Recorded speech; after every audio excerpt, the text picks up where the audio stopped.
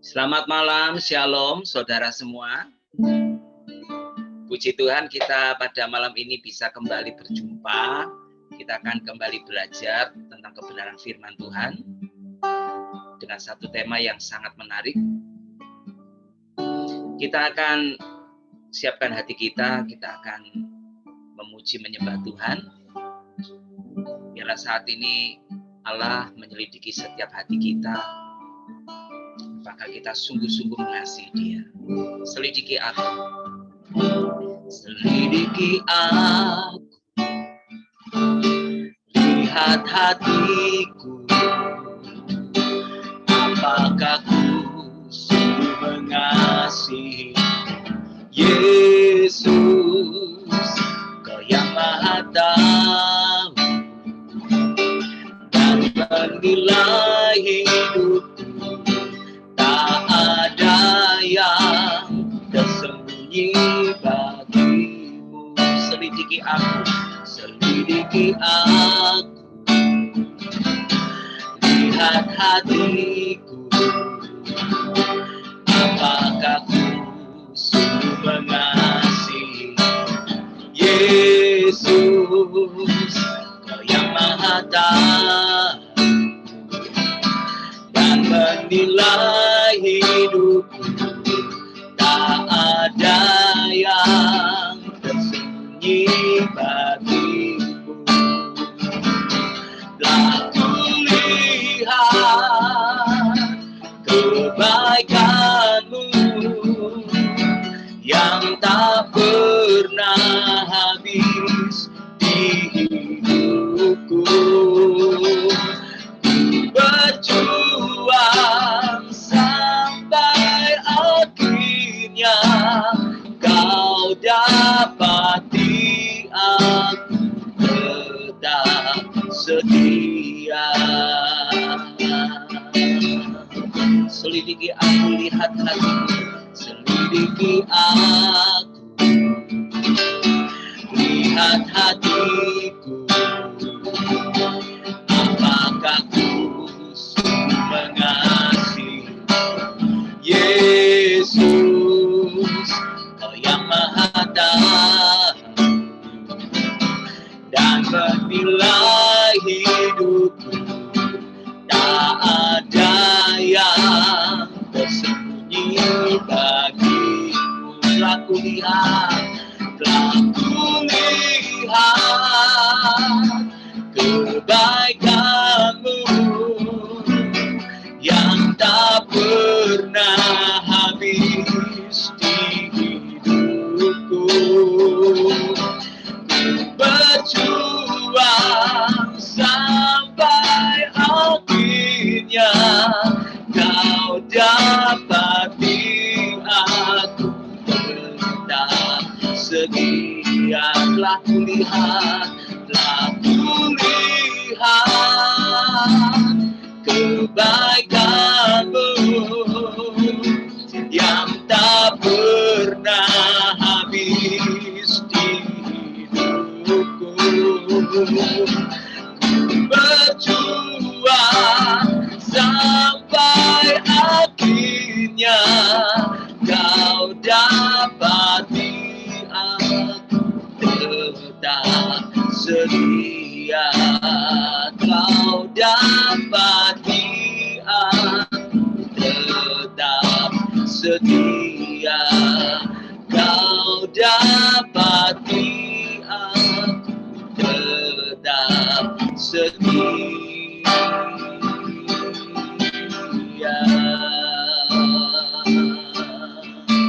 Glory, haleluya. Terima kasih Tuhan buat kebaikan-Mu. Glory, kami bersyukur karena kasih setia-Mu Tuhan. Haleluya, glory.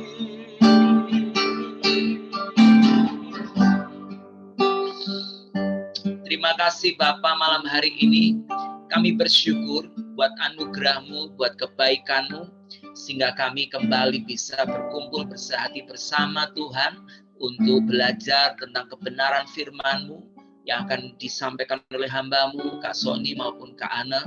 Kami percaya Tuhan, biarlah melalui kebenaran firman Tuhan yang pada hari ini kami pelajari bersama, membuat kami semakin setia, membuat kami semakin mengasihi Engkau, membuat kami Tuhan untuk tidak lelah berjuang, menyelesaikan apa yang menjadi tugas panggilan kami masing-masing. Berbicaralah kepada setiap kami Tuhan melalui kebenaran firman-Mu, urapi kami semuanya dengan Roh Kudus-Mu, buat saudara-saudara kami yang masih belum bergabung, biarlah mereka segera bergabung bersama kami malam hari ini, sehingga kami semua yang hadir, kami sungguh dilawat oleh kebenaran-Mu.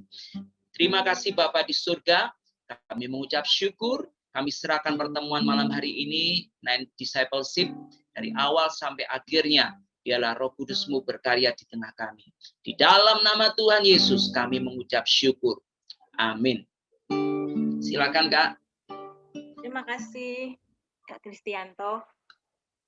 Selamat malam saudara semua. Topiknya kali ini tentang kutuk. Mungkin kita banyak dengar ya tentang pematahan kutuk-kutuk. Itu populer di gereja-gereja karismatik. Tetapi sebelumnya saya ingin kasih definisi kata dulu. Sebelum saya jelaskan secara teologi, secara pengertian, secara pengajaran apa itu kutuk, saya kasih definisi dulu.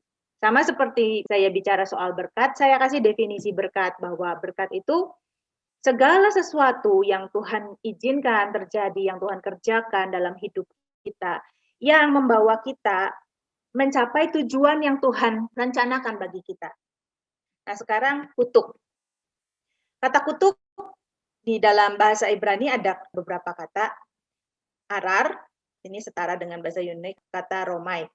Nah, ini artinya adalah ucapan yang mengandung ancaman kecelakaan yang bagi yang menerimanya. Sama seperti berkat adalah kata-kata yang baik. Secara harfiah berkat adalah kata-kata yang baik, tetapi secara pengertian luasnya, pengertian mendalamnya, berkat adalah segala sesuatu yang Tuhan kerjakan untuk kebaikan kita. Yaitu apa? Mencapai rencana Tuhan. Jadi kebaikan itu kebaikan yang ditinjau dari sudut pandang Tuhan. Tetapi memang secara harfiah berkat itu adalah hanya kata-kata yang baik. Nah, kita harus mengerti bahwa kebaikan itu dilihat dari kebaikan siapa? Kebaikan menurut kita atau kebaikan menurut Tuhan? Karena kalau kebaikan menurut kita bisa jadi tidak baik juga menurut Tuhan. Misalnya perspektifnya manusia, baik itu kalau kita keadaannya secara ekonomi berlimpah-limpah, misalnya gitu ya. Berlimpah-limpah pun itu relatif. Dari satu orang ke orang yang lain, itu relatif sekali. Buat orang yang rumahnya misalnya cuma ukuran tanahnya 50 meter persegi, berlimpah-limpah ketika dia misalnya punya tanah yang 200 meter. Buat orang yang punya tanah rumahnya 200 meter, berlimpah-limpah misalnya kalau dapat tanah 1000 meter rumahnya. Berlimpah-limpah itu relatif. Nah, tetapi itulah yang pengertian manusia baik. Meskipun demikian, itu bisa jadi tidak baik. Baik menurut manusia belum tentu baik menurut Tuhan. Seandainya berkat-berkat kebaikan-kebaikan yang menurut kita pandang baik itu ternyata mendatangkan kebinasaan kekal bagi kita dengan harta jasmani, harta materi yang berlimpah-limpah, kekayaan yang berlimpah-limpah, ternyata kita melupakan Tuhan. Ternyata kita menindas sesama kita. Ternyata kita semena-mena dengan orang-orang di sekeliling kita. Ternyata kita jadi kurang ajar sama orang tua. Terus merendahkan orang yang ekonominya di bawah kita. Itu menjadi kebinasaan kekal ternyata. Harta-harta itu. Sebaliknya, ketika kita diizinkan mengalami kesusahan-kesusahan, kita ditindas, kita dianiaya, tetapi kita bisa menemukan berkat kekal. Kita dibuat menjadi sabar, kita dibuat menjadi rendah hati, kita dibuat menjadi lebih lemah lembut. Itu yang baik. Demikian juga kutuk. Jadi kutuk secara harfiah adalah kata-kata yang mengandung ancaman, kata-kata yang buruk yang dilontarkan satu orang kepada orang yang lain. Arar atau kata romai. Misalnya di Yakobus 3 ayat 10, itu kata katara ya, satu akar kata dengan kata romai. Dari mulut yang satu, engkau mengucapkan kata-kata yang baik, puji-pujian kepada Tuhan, tetapi dari mulut yang satu juga, engkau mengutuk. Nggak bisa mata air yang sama itu menyumberkan air yang pahit dan air yang tawar. Dari mulut yang satu, kita memuji-muji Tuhan di gereja. Tapi mulut ini juga kita pakai untuk menghina orang. Kita pakai ngolokin teman kita. Oh, dasar goblok kamu, misalnya. Kita ngatain orang tua kita, dasar tua bangka kamu. Kita ngatain suami kita ngatain istri kita. Dasar kamu tuh bodoh, gitu ya. Nggak bisa masak, nggak bisa kerja. Misalnya seperti itu. Nggak bisa. Dikatakan dalam Yakobus 3 ayat 10. Loh, tapi kan orang bisa ngucapin begitu. Kenyataannya orang bisa ngucapin begitu kok. Di gereja bisa muji Tuhan, bisa tuh bisa tuh di gereja bisa muji Tuhan, memuji Tuhan, haleluya, haleluya. Tapi di rumah bisa juga gitu, mulutnya itu ngatain kata-kata kasar, tuh kan bisa tuh. Ya, mulutnya bisa, tapi hatinya nggak bisa. Artinya apa yang dilakukan di gereja memuji Tuhan, dia tidak memuji Tuhan. Dia hanya melakukan lip service. Dia hanya menyanyikan, mengucapkan kata-kata pujian, tapi hatinya, hidupnya tidak memuji Tuhan. Itu maksudnya di Yakobus 3 ayat 10. Tidak bisa mata air yang sama memancarkan air yang pahit dan air yang tawar. Nggak bisa. Artinya kalau engkau di luar gereja, kata-katamu buruk, kata-katamu mengutuk orang, di dalam gereja kau tidak memuji Tuhan sesungguhnya. Hidupmu tidak memuji Tuhan. Hidupmu tidak menyembah Tuhan. Hidupmu sesungguhnya terkutuk. Nah, kata yang kedua itu adalah herem atau anatema. Herem itu artinya adalah ditumpas, dikucilkan atau pengerusakan total. Demikian juga arti kata anatema. Jadi kalau herem itu bahasa Ibraninya yang sejajar dengan bahasa Yunaninya anatema. Misalnya di 1 Korintus 16 ayat 22. Kalau seseorang tidak mengasihi Tuhan, terkutuklah dia. Kutuk dalam perjanjian lama, pertama-tama, itu terjadi ketika manusia jatuh ke dalam dosa. Kutuk itu adalah hukuman, kutuk itu adalah kata-kata yang buruk, dan itu diucapkan Tuhan sebagai ancaman kepada manusia. Kejadian 2 ayat 16-17, pada hari engkau makan buah ini, engkau akan mati. Tuhan perintahkan, ini di taman ini banyak buah-buahan. Tetapi buah pohon pengetahuan yang baik dan yang jahat jangan kamu makan. Pada hari engkau memakannya, engkau mati. Ya, saya sudah jelaskan buah pengetahuan yang baik dan yang jahat. Bukan Tuhan tidak pengen manusia ngerti apa yang baik dan yang jahat, bukan. Ya, Tuhan pengen manusia itu ngerti apa yang baik dan yang jahat. Tentu pasti Tuhan pengen seperti itu. Tetapi seharusnya manusia itu mengerti apa yang baik dan apa yang buruk dari sudut pandang Tuhan menurut pengertian yang Tuhan tentukan. Kayak itu tadi kan, saya kasih contoh misalnya. Kalau saudara mendapatkan suatu kejadian yang buruk, ya saudara difitnah, saudara dianiaya, saudara mendapat perlakuan yang tidak enak dari rekan-rekan, dari keluarga dihina, misalnya seperti itu, buat kita itu buruk. Itu perlakuan yang buruk. Tetapi ditinjau dari sudut pandang Tuhan, itu bisa jadi baik. Nah, terus sebaliknya, kalau kita mendapatkan banyak sekali harta, atau kita punya kesempatan naik jabatan, atau kita punya banyak teman yang menyukai kita, apapun itu yang kita pandang baik, itu bisa menjadi buruk kalau misalnya teman-teman kita tidak membawa kita semakin dekat dengan Tuhan. Kalau misalnya harta itu tidak membawa kita semakin dekat dengan Tuhan, tetapi kita menjauh dari Tuhan, jadi sombong.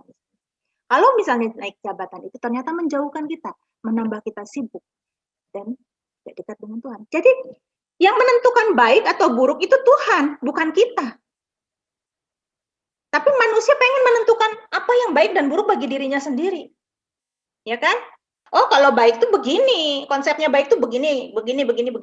Kalau saya secara jasmani kesehatan saya baik, kalau keadaan tubuh saya baik, kalau saya misalnya cantik, kalau saya ganteng itu baik. Manusia menentukan sendiri standar baiknya. Padahal standar baiknya menurut Tuhan adalah serupa dengan Tuhan Yesus. Ketika manusia menentukan sendiri standar baik dan buruk menurut pengertiannya, disitulah manusia mati. Tapi mati di situ kan bukan langsung mati, jeder gitu ya, Hawa langsung begitu gigit, plak, si Hawa jatuh mati gitu kan, enggak kan? Artinya kematian di situ adalah keterpisahan dengan Tuhan, keterpisahan dengan Allah. Pada hari engkau makan buah ini, kamu mati. Dan hari Hawa memakan buah itu, Hawa mati. Tapi kenyataannya masih hidup kan? Hawa mati secara rohani, artinya terpisah dari Allah selama-lamanya. Itulah kutuk sebetulnya. Dari awal mulanya tuh kutuk tuh seperti itu. Kutuk itu keterpisahan kita dengan Tuhan. Dan memang Tuhan Yesus menebus kita agar kita diperdamaikan dengan Bapa. Dia menjadi pengantara satu-satunya. Tuhan Yesus menjadi pengantara yang mendamaikan kita dengan Bapa. Supaya hubungan yang putus ini nyambung lagi. Ketika Tuhan Yesus mendamaikan kita dengan Bapa, orang-orang yang tidak mau didamaikan, orang-orang yang masih hidup menurut itu tadi, buah pohon pengetahuan yang baik dan yang jahat, menentukan sendiri apa yang baik bagi dirinya. Nggak mau ngikutin kemauannya Tuhan Yesus, artinya dia menolak dipulihkan hubungannya dengan Tuhan dan dia akan mati selama-lamanya, terpisah selama-lamanya dengan Allah. Nah, kutuk di dalam perjanjian lama mula-mula itu ada di Kejadian 2 ayat 16 sampai 17. Yaitu pada hari kamu memakan buah ini kamu akan mati, itu ancaman. Dan memang di Kejadian 3 kemudian Hawa makan buah itu dan manusia terpisah dari Allah. Ya. Semua manusia mulai dari Adam dan Hawa, anak-anaknya semua, karena semua manusia ini kan dari satu, dari Adam dan Hawa. Semua manusia terkutuk, artinya semua manusia harus masuk neraka. Semua manusia. Itu adalah pengertian kutuk sejak semula. Nah, akibat kejatuhan manusia ke dalam dosa ini, ada banyak kerusakan. Karena itulah manusia misalnya rusak secara fisik. Ada manusia yang dari lahir misalnya tidak bisa melihat. Dari lahir misalnya jantungnya bocor. Dari lahir misalnya ada kelemahan-kelemahan fisik. Itu kenapa? Karena manusia merusak dunia ini. Yang seharusnya manusia sehat, ya, tetapi karena manusia jatuh ke dalam dosa dan manusia menentukan sendiri apa yang baik, sebetulnya kan manusia ini dari awal itu kan dikasih di makanan yang baik supaya tubuhnya juga baik. Tetapi manusia suka-suka sendiri kan. Dan ketika manusia hidup suka-suka sendiri, misal manusia makan jeroan, manusia makan lemak-lemak, merokok, banyak minum alkohol. Banyak minum alkohol itu merusak sel-sel otak katanya kalau kebanyakan gitu ya. Kemudian ada penyakit-penyakit seperti penyakit jantung, ya, penyakit darah tinggi, penyakit gula. Gula enak, kita enak makan kue manis-manis enak, tapi kebanyakan jadi sakit diabetes. Nah, manusia tidak mampu untuk mengontrol dirinya. Jadi Tuhan bilang memang segala sesuatu diperbolehkan, tapi apakah itu berguna? Apakah itu membangun? Saya nggak bilang makan kue itu nggak boleh. Ini kan ada yang jualan kue di sini banyak ya. Saya nggak bilang gitu ya. Saya juga suka kue-kue. Saya juga suka buat gitu. Tetapi kalau kita makan kebanyakan manis-manis, akhirnya diabetes. Nah, kita kan harus bisa mengontrol diri kita kan. Tetapi kalau manusia yang sudah jatuh dalam dosa, dia tidak mampu mengontrol dirinya sendiri. Contoh misalnya mengontrol mulut itu, mengontrol makan. Atau mengontrol mulut dalam hal yang lain, mengata-ngata, berkata-kata dalam hal berkata-kata. Manusia yang jatuh dalam dosa, yang dikuasai oleh dosa, tidak bisa mengontrol kata-katanya. Kan? Marah ya marah aja, diluapkan emosinya. Karena itu ada kerusakan-kerusakan fisik dan mental. Keturunannya manusia. Dari papanya misalnya punya sakit jantung, anaknya juga punya kecenderungan untuk sakit jantung lebih besar daripada orang yang enggak. Dari ibunya sakit diabetes, anaknya juga punya kemungkinan seperti itu. Dari neneknya sakit kanker, cucunya juga bisa seperti itu. Nah, ini kan adanya kerusakan-kerusakan ini karena kejatuhan manusia dalam dosa.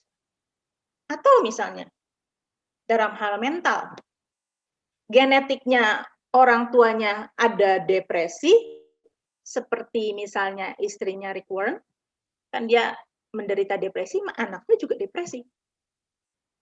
Jadi memang penyakit-penyakit mental pun diturunkan, seperti schizofren misalnya, atau dalam bahasa populernya gila gitu. Itu kan diturunkan, ada genetiknya. Nah, ini adalah akibat dosa, akibat perubahan ekosistem dunia yang semakin rusak karena manusia yang hidup tidak bertanggung jawab, limbah-limbah gitu ya, nggak dibuang begitu aja, nggak disaring, nggak dibersihkan. Itu yang merusak. Tetapi kembali ke perjanjian lama dulu. Awalnya kutuk dan berkat itu dipahami berkaitan dengan hal-hal yang jasmania di perjanjian lama. Kenapa? Ya karena orang perjanjian lama yang sudah berkali-kali saya ajarkan tidak mengerti maksud Tuhan. Tidak bisa memahami maksud Tuhan semula menciptakan manusia untuk serupa. Gimana bisa memahami serupa dengan Tuhan? Gimana memahami apa yang baik menurut Allah? Yang baik menurut moral manusia aja manusia nggak paham. Gimana mau mencapai keserupaan dengan Tuhan?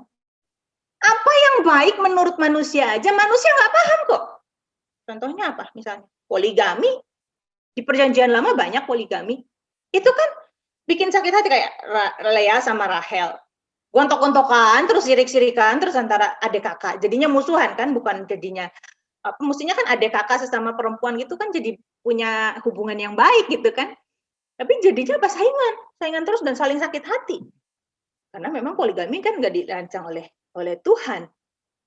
Tapi ya Tuhan masih oke lah, masih toleran lah. Masih bisa fleksibel dengan ketidakpahaman manusia. Manusia kudu diajarin, mesti diajarin apa yang baik itu. Akhirnya diajarinlah begini ya, yang baik itu ya, yang baik itu kamu nggak boleh nyerobot tanah orang. Jangan menggeser batas tanah orang gitu kan. Jangan nyerobot gitu. Apa yang baik itu jangan membunuh, jangan berzina, jangan mencuri, jangan mengingini milik sesamamu, hormatilah orang tuamu. Itu yang baik. Manusia diajarin dulu yang baik dalam standar manusia. Dalam tatanan moral manusia. Dalam pandangan umum. Nah kalau manusia nggak ngerti apa yang baik, gimana manusia ngerti apa yang baik menurut Tuhan? Nah sekarang dunia sudah berubah. Pengetahuan manusia, moral manusia, etika manusia, filsafat berkembang, etika berkembang. Udah nggak ada lagi perbudakan. Poligami juga ya di tertentu aja. Tapi umumnya manusia modern yang berpandangan modern gitu udah enggak. Perbudakan sudah dilarang. Manusia sudah lebih maju sekarang. Dan sudah tahu apa yang baik. Nah, kalau orang Kristen tidak memenuhi standar yang baik aja menurut manusia. Hormati orang tua di mana-mana. Di negara manapun, di budaya manapun, di agama manapun. Hormati orang tua itu harus. Di mana-mana, di agama manapun. Membunuh itu dilarang. Mencuri itu dilarang. Berzinah itu dilarang. Nah, manusia sampai dulu di sini. Sampai mengerti dulu yang baik. Menurut moral umum, menurut pandangan manusia. Tetapi sebagai orang Kristen, lebih dari itu. Membunuh itu bukan cuma menghabisi nyawa orang. Merusak nama baik pun membunuh. Membunuh usahanya, membunuh pekerjaannya, itu kan merusak nama baik. Jadi orang nggak ada yang mau lagi misalnya bekerja dengan dia. Itu merusak. Akhirnya dia nggak bisa cari nafkah, nafkahnya ditutup, kerjaannya dihalangi. Lama-lama juga kan mati. Nah, di situ Tuhan mendidik manusia lebih lagi. Jadi manusia harus ngerti dulu apa yang baik menurut standar moral umum sebelum manusia menjadi serupa dengan Tuhan. Karena itu orang Kristen jangan sampai orang Kristen tidak mengerti apa yang baik. Pasti terkutuk. Orang Kristen kalau nggak bisa ngerti aja apa yang baik menurut moral umum, menurut pandangan manusia, masih melanggar. Jangan harap masuk surga. Terkutuk selama-lamanya. Nah, di perjanjian lama berkatan kutuk itu berkaitan dengan hal-hal yang jasmania. Karena orang Israel sebagai bangsa budak itu seolah-olah harus diiming-imingi ya. Ya itulah budak. Budak itu kan nggak terima gaji, nggak punya hak. Saudara tidak pernah melihat perbudakan ya sekarang, tapi bayangkanlah bagaimana budak zaman ribuan tahun yang lalu. Nggak punya hak, dibunuh pun nggak apa-apa. Nah, bangsa budak ini harus dijanjikan hal-hal kenikmatan secara jasmani, karena mereka teraniaya secara jasmani. Kalau mereka taat, maka mereka diberkati dalam arti kelimpahan harta. Kalau mereka taat, mereka menang atas musuh-musuhnya, mereka memiliki tanah negeri yang subur dan seterusnya. Sebaliknya, kalau mereka tidak taat, mereka terkutuk. Artinya mereka kena pandemi, kena sakit penyakit, mereka kelaparan, mereka dimiskinkan, mereka diserang, dikalahkan oleh musuh-musuhnya. Dan bahkan bisa jadi mereka diperbudak kembali di negeri asing, seperti ketika mereka diperbudak di negeri Mesir. Kutuk di dalam perjanjian lama itu juga bersifat supranatural. Supranatural itu ajaib gitu, tiba-tiba terjadi gitu. Misalnya Bilangan 5 ayat 29. Nah, di Bilangan 5 ayat 11 sampai 29 ini bicara soal kalau ada seorang suami cemburu sama istrinya.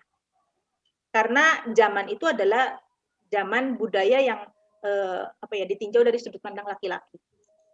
Nah, kalau ada suami cemburu sama istrinya, maka dibawalah istrinya ke hadapan imam, dan imam ini kemudian membuat air yang pahit ya. Terus udah gitu kertas, dituliskan di dalam kertas itu kata-kata kutuk, dan kemudian air ini menghapus kertas itu dan air ini diminumkan di perempuan itu. Kalau perempuan itu memang melakukan hal yang dituduhkan, maka tiba-tiba dia terkutuk keadaannya. Tapi kalau dia tidak melakukan apa yang dituduhkan suaminya, misalnya, kamu berzina ya, aku pergi kerja, aku berdagang keluar kota, kamu berzina ya? Enggak, sungguh enggak. Nah, kan gimana membuktikannya gitu. Akhirnya dibawa ke imam, dan kalau imam meminumkan itu, kemudian dia terjadi kutuknya secara tiba-tiba, dia terjadi seperti itu, maka dia memang melakukan hal itu. Tetapi kalau tidak, berarti dia bersih keadaan gitu ya. Berarti dia tidak berdosa. Coba tolong bacakan Bilangan 5 ayat 27 kalau nggak salah. Setelah terjadi demikian, apabila perempuan itu memang mencemarkan dirinya dan berubah setia terhadap suaminya, air yang mendatangkan sumpah serapah itu akan masuk ke badannya dan menyebabkan sakit yang pedih, sehingga perutnya mengembung dan pahanya mengempis, dan perempuan itu akan menjadi sumpah kutuk di antara bangsanya. Tetapi apabila perempuan itu tidak menyemparkan dirinya, melainkan ia suci, maka ia akan bebas dan akan dapat beranak. Itulah hukum tentang perkara cemburuan. Kalau seorang perempuan telah berbuat serong dan menyemparkan dirinya, padahal ia di bawah kuasa suaminya. Atau kalau roh cemburu menguasai seorang laki-laki, sehingga ia cemburu terhadap istrinya, ia harus menghadapkan perempuan itu kepada Tuhan, dan imam haruslah melaksanakan seluruh hukum ini kepada perempuan itu. Laki-laki itu akan bebas daripada salah, tetapi perempuan itu haruslah menanggung akibat kesalahannya. Jadi terjadinya itu secara ajaib, secara supranatural. Itu kutuk di dalam perjanjian lama itu seperti itu, ajaib gitu, tiba-tiba terjadi. Kalau orang itu memang salah, dikasih minum air, tiba-tiba perutnya buncit kayak busung lapar, terus kakinya kurus gitu, pahanya mengempis, perutnya buncit gitu, terus itu menyebabkan kepedihan, terus mati perempuannya. Nah, ketahuan bahwa dia berdosa. Tetapi kalau enggak diminum air itu, ya enggak apa-apa, air yang sudah dikasih kutuk-kutuk sama imam. Itu saya kasih satu contoh. Ya, ada banyak contoh, ada beberapa contoh di perjanjian lama yang kutuk itu bersifat supranatural, secara ajaib terjadi. Misalnya tentang Gehazi. Gehazi ini kan Naaman disembuhkan dari kustanya. Terus Naaman ini mau kasih persembahan kepada Nabi Elisa. Nabi Elisa menolak, enggak. Itu dari Tuhan. Tuhan itu sembuhkan kamu kok, bukan aku gitu. Buat apa aku terima itu? Buat apa aku terima bayaran?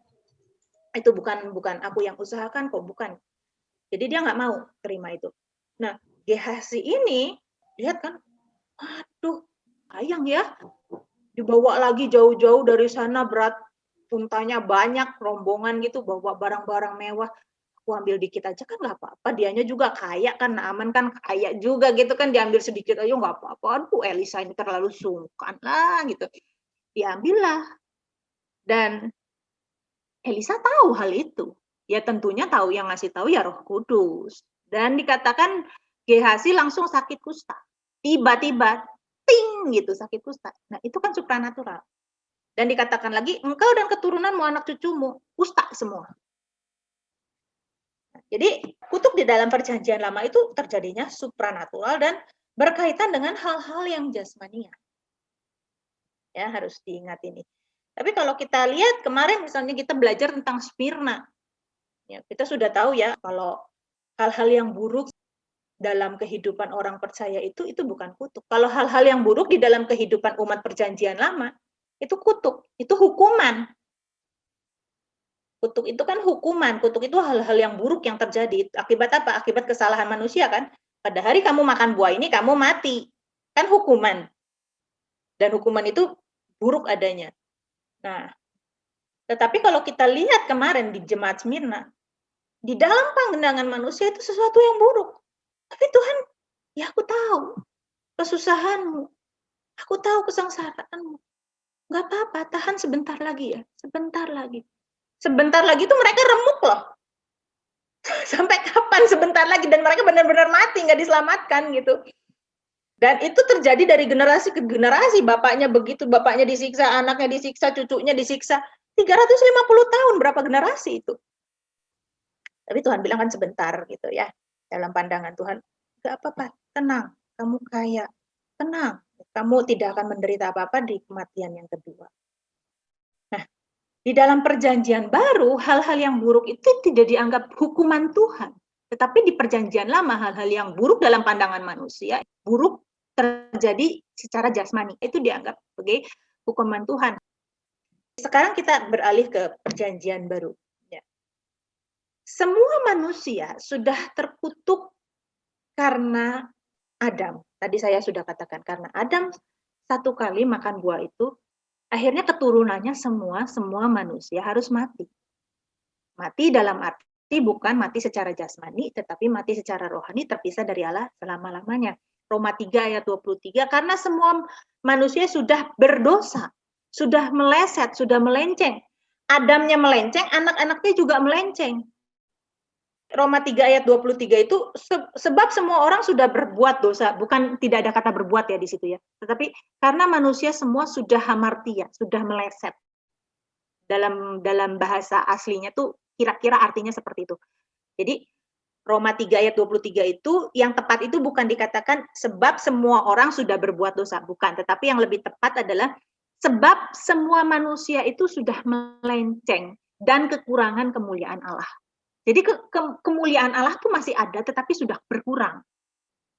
Gitu. Maksudnya apa kemuliaan Allah masih ada tapi sudah berkurang? Ya manusia nggak langsung kayak binatang lah gitu. Jadi monster gitu, bukan.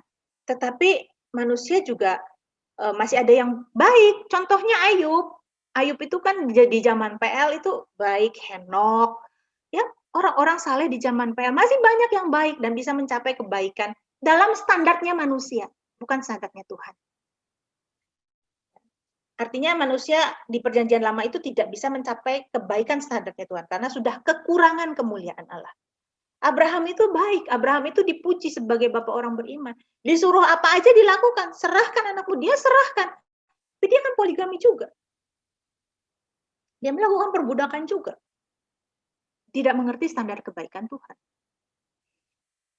Nah, semua manusia sudah melenceng dan kekurangan kemuliaan Allah. Dan Tuhan Yesus datang menjadi yang sulung yang memperagakan. Yang pertama menebus manusia, memberikan Roh Kudus, mengajarkan Injil, dan memperagakan, mencontohkan hidup. Harusnya di perjanjian baru, orang-orang yang terpilih ini bisa dikembalikan ke rancangan semula. Sepikiran dan sepasan dengan Tuhan Yesus. Ya, bukan cuma baik. Bukan cuma baik. Orang Kristen harus baik dulu. Iya, gimana bisa baik menurut Allah kalau baik menurut manusia aja belum bisa? Gimana bisa mencapai kebaikan menurut Allah kalau kebaikan menurut manusia aja nggak bisa? masih melanggar norma-norma umum, aturan-aturan manusia aja dia masih belum bisa. Gimana bisa mencapai kebaikan menurut Allah? Standarnya Tuhan yang nggak bisa lah.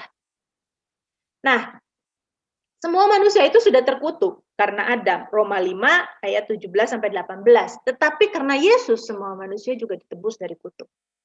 Oleh satu orang, oleh Adam. Manusia yang pertama, Adam dan Hawa. Semua keturunannya harus mati, harus terpisah dari Allah. Dan karena satu orang juga, Tuhan Yesus, semua manusia diberi kesempatan, diperdamaikan dengan Allah. Diberi kesempatan untuk menjadi serupa dengan Tuhan, dikembalikan, mencapai rancangan Allah yang sempurna. Jadi Tuhan Yesus itu bukan cuma menebus separuh orang aja, yang ditentukan aja, enggak. Kalau Tuhan Yesus hanya menebus separuh, pertama Tuhan Yesus nggak adil. Tuhan Yesus macamnya nggak kayak gitu, pilih-pilihan, nggak pilih. Karena Adam semua berdosa dan karena Yesus semua manusia menjadi miliknya Tuhan Yesus. Zaman dulu ketika Adam jatuh dalam dosa, semua manusia menjadi miliknya iblis. Sekarang, setelah Tuhan Yesus mati, Tuhan Yesus menebus dunia ini. Semua manusia menjadi milik Yesus. Terus boleh masuk surga semua? Enggak. Enggak boleh. Tuhan Yesus yang menjadi hakim. Tuhan Yesus yang menentukan. Coba Sam tolong baca. Roma 5 ayat 17 sampai 19. Roma 5 ayat 17 sampai 19. Sebab jika oleh dosa satu orang, maut telah berkuasa oleh satu orang itu. Nah, maksudnya ada, gitu ya. Maka lebih benar lagi mereka yang telah menerima kelimpahan, kasih karunia dan anugerah kebenaran akan hidup dan berkuasa oleh karena satu orang itu, yaitu Yesus Kristus. Sebab itu, sama seperti oleh satu pelanggaran, semua orang beroleh penghukuman, demikian pula oleh satu perbuatan kebenaran, semua orang beroleh pembenaran untuk hidup. Jadi, sama seperti oleh ketidaktaatan satu orang, semua orang telah menjadi orang berdosa, demikian pula oleh ketaatan satu orang, semua orang menjadi orang benar. Nah, karena Adam, semua orang harus mati. Kena kutuknya Tuhan. Harus masuk neraka semuanya. Tetapi Yesus menanggung kutuknya itu, kutuknya Adam itu. Yang memisahkan manusia dari Allah selama-lamanya. Tuhan Yesus sudah tanggung. Galatia 3 ayat 13, 2 Korintus 5 ayat 21. Tuhan Yesus yang tidak berdosa harus dibuat menjadi dosa. Terkutuklah orang yang digantung di kayu salib. Tuhan Yesus menjadi kutuk buat kita. Tuhan Yesus menggantikan. Oleh karena itu, sekarang semua kutuk-kutuk itu sudah tidak ada. Kutuk-kutuk yang di perjanjian lama itu ya, yang sifatnya supranatural, yang sifatnya hukuman, itu sudah tidak ada. Karena sudah ditanggung oleh Tuhan. Bahkan kutuk Adam pun sudah ditanggung oleh Tuhan. Jadi, di zaman perjanjian baru, kutuk berkaitan dengan kondisi kita di kekekalan nanti. Tidak ada lagi kutuk yang bersifat supranatural atau mistik atau ajaib kayak tadi itu, kayak Gehazi tiba-tiba ting kusta gitu. Atau yang tadi yang orang yang disuruh perempuan yang disuruh minum air pahit itu tiba-tiba perutnya buncit kayak busung lapar gitu, nggak ada. Tidak ada lagi kutuk yang bersifat mistik atau supranatural di dunia perjanjian baru. Karena itu kejadian-kejadian yang dalam pandangan manusia dianggap buruk itu bukan lagi dibilang kutuk, tidak boleh dibilang kutuk. Kejadian-kejadian yang dianggap buruk itu bisa terjadi secara natural dan kita bisa pahami secara alami gitu. Kita bisa mengerti kenapa itu terjadi. Bisa diatasi, ada hal-hal yang bisa diatasi oleh akal budi. Mungkin itu adalah kesalahan kita. Mungkin itu diizinkan Tuhan untuk dididik kita, untuk membentuk karakter kita. Misalnya gini, ada orang misalnya sakit. Mungkin itu akibat kecerobohan. Misalnya dalam masa pandemi. Maaf ya kalau ada yang pernah seperti itu. Misalnya ketularan COVID. Mungkin orang ini ceroboh. Mungkin Mungkin juga orang lain ceroboh. Kan misalnya kita di jalan, atau misalnya kita di jalan, kecelakaan. Mungkin kita ceroboh ketika nyetir, tapi ternyata kita nggak ceroboh. Ada juga orang yang nggak ceroboh, udah hati-hati banget. Orang lain lah yang ceroboh. Kecelakaan juga kan, nubruk juga mobil kita. Seperti yang dialami misalnya sama kemarin Rizka ya. Rizka udah hati-hati, tapi tiba-tiba ada orang ngebut, tabrak. Nah, orang lain yang ceroboh. Nah, jadi kejadian-kejadian buruk itu bukan kutuk, tetapi ya sebab akibat. Mungkin salah kita, mungkin juga salah orang lain, karena kita hidup di dalam dunia yang sudah jatuh dalam dosa. Dunia yang tidak sempurna. Ada orang-orang jahat, ada orang-orang berdosa yang hidup bersama-sama dengan kita. Dan kalau Tuhan izinkan hal yang buruk terjadi sama kita, Tuhan ingin mendatangkan kebaikan buat kita. Kalau kita bisa meresponinya dengan benar. Roma 8 ayat 28, kembali lagi. Roma 8 ayat 28 dan 29. Allah bekerja mendatangkan kebaikan. Allah bekerja dalam segala sesuatu. Segala sesuatu. Walaupun itu hal yang kita anggap buruk. Dalam segala sesuatu untuk mendatangkan kebaikan bagi kita. Yang mengasihi Dia. Yang dipanggil sesuai dengan rencana Allah. Yaitu supaya kita menjadi serupa dengan Yesus. Menjadi serupa dengan gambaran ayat 29-nya katakan seperti itu. Nah, jadi dalam setiap peristiwa yang kita anggap itu buruk, kita temukan berkat abadi kekal buat kita. Ingat, berkat itu apa? Berkat adalah segala sesuatu yang diizinkan Tuhan, yang diberikan Tuhan kepada manusia, kepada ciptaannya untuk mencapai, memenuhi rencananya. Nah, jadi kutuk di Perjanjian Baru tidak ada lagi hal-hal yang mistis, tidak ada lagi hal-hal yang supranatural.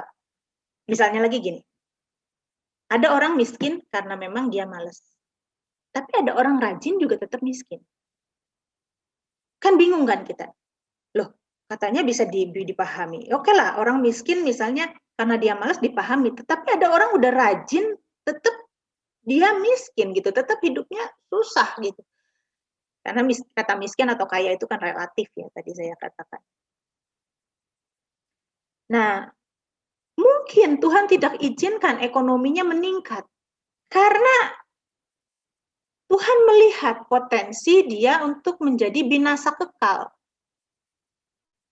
Kalau Tuhan mengizinkan dia menjadi hartanya banyak, dia menindas orang, dia sembarangan dengan kata-katanya, akhirnya dia binasa kekal, ya buat apa? Senang sementara di dunia. Di dunia ini cuma berapa tahun sih? Paling lama orang kuat hidup 80, 90.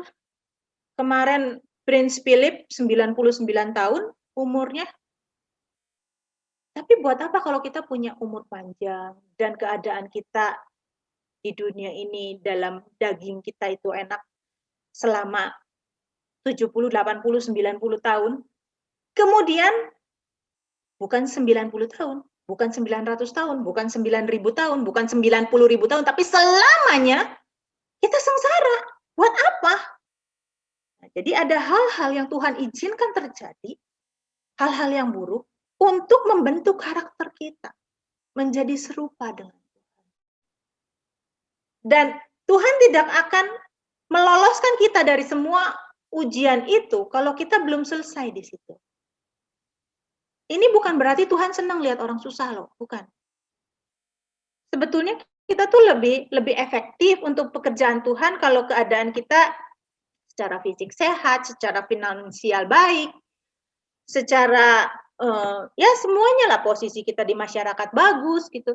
Itu kita tentu lebih efektif untuk dipakai Tuhan bagi kerajaannya. Tuhan nggak pengen dong anaknya sengsara terus, ini terus. Tapi kalau Tuhan lihat belum sampai memenuhi standar yang Tuhan mau, Tuhan akan terus kasih itu. Seperti duri dalam daging itu untuk menggocoh dia, untuk membentuk karakternya dia. Seperti saudara? Tuhan pengen kok anak-anaknya ini jadi kaya gitu ya, untuk bisa membantu orang lain yang kesusahan. Pengen. Tapi kalau kekayaan itu ternyata dia bukannya membantu orang yang kesusahan, ternyata malah ya membantulah, ada membantunya, tapi dia semena-mena juga sama orang, seenaknya juga. Misalnya di restoran dia sembarangan sama pelayan nggak dilihat mukanya, terus dimarahin kalau ini gimana sih? Ini gorengnya kekeringan. Oh, negurnya itu loh nggak sopan gitu, negurnya itu loh merendahkan. Misalnya seperti itu. Nah, karakternya belum berubah, dia nggak bisa dipercaya. Tidak selamanya orang percaya itu terus digodok, terus diuji, terus dengan kesulitan-kesulitan. Karena itu kan membuat dia kurang efektif. Karena itu temukan berkat Tuhan dalam setiap peristiwa hidup kita. Kalau Tuhan izinkan sesuatu terjadi, temukan kehendak Tuhan. Temukan apa itu yang baik menurut Tuhan. Allah bekerja dalam segala sesuatu mendatangkan kebaikan. Kita pikirkan, oh ya, Tuhan bekerja mendatangkan sesuatu untuk kebaikan kita. Oh ya, nanti semuanya jadi baik menurut kita. Enggak. Baik menurut Tuhan. Dulu capai itu. Ya, artinya kita beresin karakternya kita di hadapan Tuhan. Temukan kehendak Tuhan dalam setiap kesulitan-kesulitan yang kita alami dalam hidup kita. Nah, jadi berkat secara harafiah adalah kata-kata yang baik dalam sudut pandang Tuhan, yaitu kekekalan, dan di perjanjian lama, berkat itu bicara tentang hal-hal yang jasmani, pemenuhan kebutuhan yang jasmani, tetapi di perjanjian baru, berkat adalah keselamatan kekal. Berkat adalah sesuatu yang diberikan Allah, diizinkan Allah kepada ciptaannya untuk memenuhi rancangannya terjadi dalam hidupnya. Jadi, apa itu rancangannya Tuhan? Ya, rancangannya Tuhan kan bersifat kekal, bukan sementara di bumi ini kan, karena bumi ini akan dihancurkan, dan cuma berapa tahun sih hidup kita di bumi ini. Jadi berkat adalah, dalam pandangan Tuhan adalah keselamatan kekal. Ya, berkat-berkat rohani. Nah, sebaliknya kutuk adalah dalam secara harafiah kata-kata celaka, kata-kata yang buruk, yang berbentuk hukuman karena kesalahan.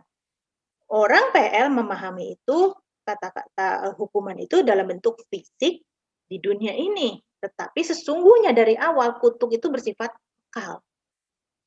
Dan kutuk itu adalah keterpisahan manusia dengan Allah. Jadi segala sesuatu yang membuat kita terpisah dengan Allah itu adalah kutuk.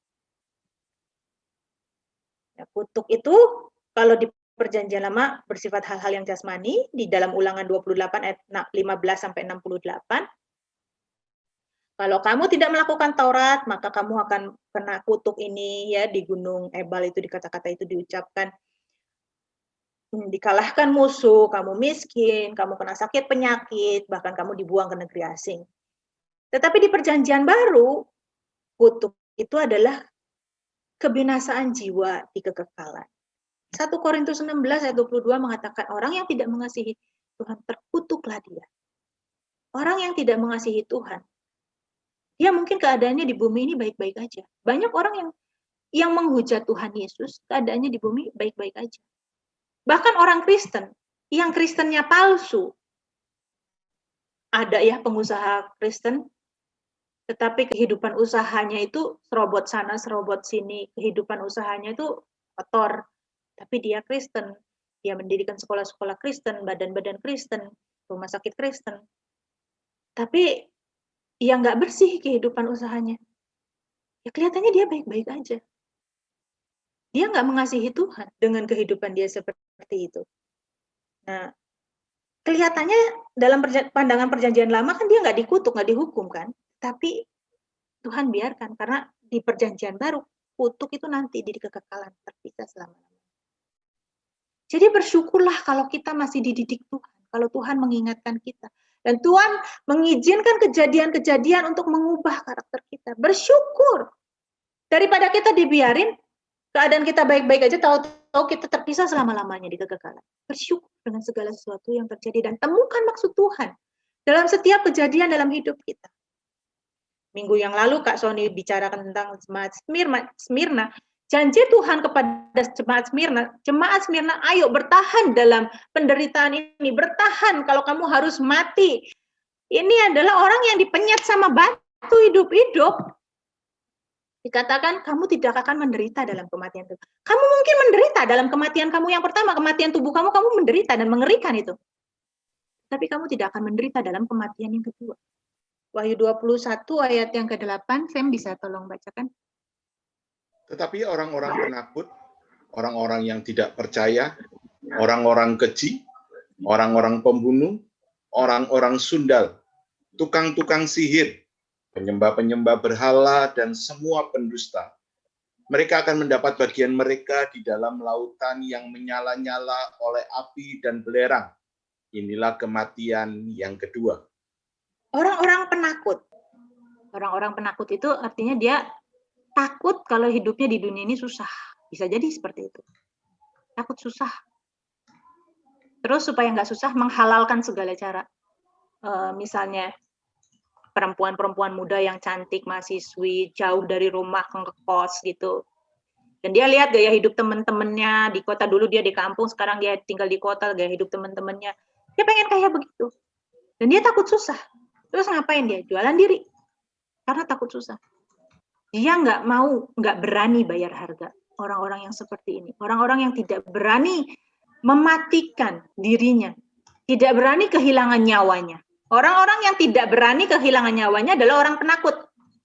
Dalam konteksnya Wahyu ini tentu orang Smyrna ya, karena zaman itu adalah zaman penganiayaan fisik. Sekarang udah nggak ada ya penganiayaan fisik ya, di tempat-tempat tertentu aja, di bagian kecil di bumi ini. Penganiayaan fisik buat orang Kristen masih ada. Tapi umumnya udah nggak ada. Nah, orang-orang Smyrna adalah orang-orang yang berani. Dan mereka tidak menderita di kematian yang kedua. Tapi kalau orang-orang penakut, misalnya dalam jemaat Smyrna itu orang-orang itu takut untuk menderita, seperti itu, mati menderita, mereka dihukum dalam hukuman yang kekal. Nah, zaman sekarang banyak orang-orang penakut. Takut nggak naik jabatan, Tuhan dijual. Takut nggak dapat jodoh, Tuhan dijual. Takut nggak dapat nilai yang baik, Tuhan dijual. Takut nggak bisa hidup enak, Tuhan dijual. Orang-orang penakut. Kemudian orang-orang yang tidak percaya. Orang-orang yang keji. Orang pembunuh. Saya nggak bisa bahas satu persatu ya. Orang-orang sundal. Tukang sihir. Ya tukang sihir di sini ya. Kalau zaman itu mungkin masih ada tukang sihir. Tapi kalau sekarang, orang yang suka memanipulasi orang lain. Penyembah berhala yang menganggap sesuatu lebih daripada Tuhan. Menghargai sesuatu lebih daripada Tuhan. Dan semua pendusta mereka mendapat bagian di dalam lautan api yang menyala-nyala oleh api dan belerang. Inilah kematian yang kedua. Nah ini kutuk buat orang perjanjian baru. Di dunia baik-baik aja semuanya. Tapi nanti baru kaget. Jangan sampai kita bingungnya tuh nanti gitu, udah telat. Kemarin anak saya tes UTBK. Tes itu mau masuk perguruan tinggi negeri. Saya antar kemarin. Panik sekali dia. Panik gitu. Kenapa? Karena nggak siap. Padahal saya udah cerewetin dari tahun lalu. Terus mulai Januari itu saya lebih cerewetin lagi. Supaya apa? Supaya dia belajar. Ayo belajar, ayo belajar. Ya anaknya sih rada easy going gitu. Share whatever will be gitu. Tapi begitu sampai di tempat tes, tiba-tiba dia nangis karena saking gugupnya gitu. Aku nggak siap, Mak. Ya udah mau gimana lagi, udah jreng, tinggal sebentar lagi di hadapan, udah tes, mau gimana lagi, siap nggak siap ya udah. Itu laksanakan. Nah, ya saya cuma bisa kasih penghiburan ya. Masa misalnya, tuh kan mama bilang enggak gitu ya. Saya cuma kasih penghiburan ya. Semua orang menghadapi ini tuh, lihat teman-teman kamu yang mau tes juga tuh. Sama mereka juga menghadapi hal yang sama-sama kamu gitu. Ya sudah, saya cuma memberi penghiburan seperti itu. Nah, sekarang kita semua akan menghadap tahta pengadilan Tuhan. Jangan paniknya nanti, paniknya dari sekarang. Yuk sungguh-sungguh hidup. Jangan sampai kita kena kutuk kekal. Jangan nanti udah nafas kembang kempis gitu ya, di rumah sakit, di ICU, atau kita sudah tua, sudah sulit untuk berubah, dan ketika kita menutup mata, kita melihat Tuhan di tahta pengadilan, kita panik. Ya telat. Paniknya dari sekarang. Nanti tenang, udah siap. Jadi kalau kita menghadapi kesulitan itu, temukan berkat Tuhan di situ. Temukan maksud Tuhan. rencana Tuhan untuk mendidik kita menjadi serupa dengan gambarannya. Kesulitan hidup jangan dipandang kutuk. Apapun yang kita alami, jangan dipandang kutuk. Misalnya gini, kesulitan hidup itu bisa jadi karena kesalahan orang tua. Misal orang tua dulu salah dalam pekerjaan, salah dalam ya kesalahan lah, sehingga orang tua jadi miskin. Nah, situasi itu pasti berdampak sama keturunannya. Kita lahir di keluarga yang miskin. Ya, ini saya untuk mudahnya aja saya pakai contoh soal ekonomi, soal harta ya.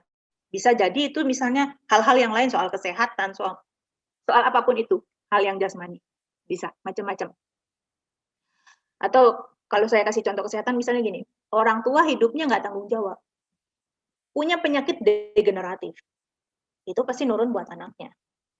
Jadi kesalahan orang tua, kondisi lingkungan, situasi itu berdampak kepada keturunan. Tapi itu bukan kutuk. Itu alami, itu genetik. Dan kita bisa menanggulangi itu. Kalau kita tahu orang tua kita dulunya misalnya sekolahnya nggak tinggi, sekolahnya asal-asalan, kita kalau ada kesempatan, ya sekolahlah baik-baik. Kalau orang tua kita nggak punya uang, ya kita sekolah sambil kerja. Banyak orang yang seperti itu. Mungkin kondisi kita tidak seberuntung orang-orang yang orang tuanya punya uang banyak. Jadi ya kuliah santai-santai aja, nggak usah sambil kerja gitu. Nah, kan ada solusinya. Atau misalnya orang tua kita punya resiko kanker. Pernah sakit kanker. Kita punya resiko yang lebih besar daripada orang lain. Misalnya seperti itu. Terus kita mulai sekarang, mulai masa muda, makan makanan yang sehat terus. Jadi kesulitan-kesulitan hidup itu bisa ditanggulangi. Nah, kesulitan hidup juga bisa karena kalau tadi kesalahan orang tua, yang kedua bisa karena kecerobohan diri sendiri atau kecerobohan orang lain. Nggak perlu saya jelaskan ya, sudah jelas ya. Jadi bisa karena nurture, pola pengasuhan, dan juga genetik alamiah terjadi. Contohnya misalnya lagi gini, kalau kita lihat ya, ada anak lahir dari orang tuanya sama, papa mamanya sama. Tapi dua anak itu bisa beda. Satu misalnya lebih berani, satunya lebih pemalu. Ternyata ada emak engkongnya itu yang begitu. Oh, jadi dia ngikutin gen yang ini, yang satu ngikutin gen yang sana. Bukan cuma itu aja, tapi karakter-karakter yang buruk. Itu pun bisa karena keturunan. Dan juga pola asuh yang buruk. Jadi dua-dua ini saling melengkapi. Genetik, keturunan alami, dan juga lingkungan, pola asuh orang tua. Misalnya, ada orang dari sononya secara alami, dia orangnya berani. Ada orang yang pemalu, lebih nyimpen, lebih diem gitu. Nah, orang yang berani ini, kalau mamanya misalnya nyontohin, mamahnya suka marah-marah, nyontohin marah-marah, dia berani marah-marah juga sama orang. Nah, kalau dia berani marah-marah sama orang, dia berani sama bosnya sampai gede begitu, akhirnya dalam pekerjaan misalnya dia tidak disukai sama bosnya, kerjaannya jadi sulit. Nanti ya, itu kan terjadi secara alami, bukan hal yang supranatural. Oh, ini kutuk, bukan. Pandangan yang keliru tentang kutuk di beberapa pengajaran-pengajaran, terutama di gereja Pantekosta dan karismatik, misalnya, oh ini kamu miskin, kamu ngontrak terus. Nah, itu kamu ada kutuk. Ayo dilepaskan supaya kamu hidupmu berlimpah-limpah. Atau misalnya di dalam rumah tangganya dia nggak harmonis dan hampir cerai. Terus minta hamba Tuhan doakan. Karena dia menganggap itu kutuk, karena papa mamanya juga cerai, engkongnya juga cerai, tantenya cerai, semua cerai. Terus dia merasa itu ada kutuk perceraian di keluarganya. Terus minta datang ke hamba Tuhan supaya dilepaskan dari kutuk-kutuk perceraian. Itu nggak menolong. Yang menolong adalah kalau engkau dalam rumah tanggamu nggak baik, perbaiki kelakuan. Mungkin engkau kepada istrimu, kepada suamimu, engkau ngomongnya nggak baik, ngomongnya tajam, perbaiki itu. Itu yang menolong. Percuma didoain pelepasan kutuk-kutuk cerai. Kalau engkau nggak memperbaiki diri, cerai ya cerai aja. Pasti terjadi gitu hal yang buruk itu maksudnya. Ya. Atau misalnya ada sakit, oh ini nih sakit gula nih. Dilepaskan kutuk-kutuk itu supaya sembuh dari kutuk keturunan sakit gula. Percuma. Kalau hidupnya nggak tanggung jawab, percuma. Pandangan keliru tentang kutuk, bahwa semua yang buruk yang terjadi dalam kehidupan orang Kristen itu adalah kutuk. Ya, jadi pandangan yang buruk itu adalah pandangan yang menganggap segala sesuatu yang buruk dalam mata manusia yang terjadi kepada orang Kristen, ya, dianggap itu adalah kutuk. Pandangan keliru ini membuat orang Kristen fokus kepada hal-hal yang duniawi, mencintai dunia dan berpusat kepada diri sendiri, berpusat kepada kenikmatan diri, pengen hidup enak. Bukan mengejar apa yang berkenan kepada Tuhan. Membuat orang Kristen mencintai dunia ini dan tidak memindahkan hati ke dunia yang akan datang. Karena disinilah surganya, dia membangun surga di sini. Berusaha membangun surga di sini, bukan mengumpulkan harta di surga, tetapi berusaha mengumpulkan harta di dunia, berusaha membangun surga di dunia. Yang kedua, membuat orang Kristen hidup tidak bertanggung jawab. Segala sesuatu diselesaikan dengan pelepasan. Oh, ada kutuk kemarahan, ada kutuk terikat kutuk dendam.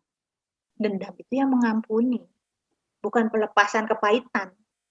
Bukan doa pelepasan kepahitan, tapi kita yang berbuat. Kita yang melepaskan pengampunan. Dan itu proses yang panjang. Bukan sekali tetek doa selesai. Enggak.